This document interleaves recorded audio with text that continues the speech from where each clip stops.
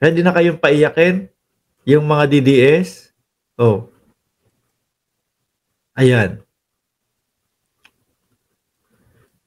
'Di ba masaya yung mga DDS nung talo daw po si Abante. Ako nga ho mga kababayan, nalulungkot ako nung nabalitaan ko, naku 2,000 na lang. Natalo pa si Abante.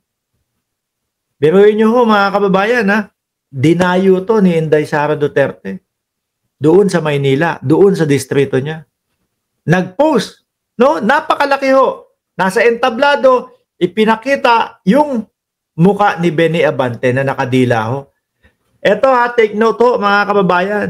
Kaya meron po silang ganong picture ni Benny Abante na bumabalik po sa Kongreso dahil naka-public naman ho yan sa Facebook niya 'Di ba? Naka-public naman ho yan sa Facebook niya mga bossing. Hindi naman po itinatago mga kababayan.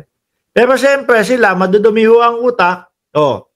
Para sa kanila yung simpleng pagdila ho mga bossing nakahubad, simple. Wala naman pinapatungkulan na kung sino man ang binabastos. Baka isip ni Inday Sara Duterte siya dinidilaan.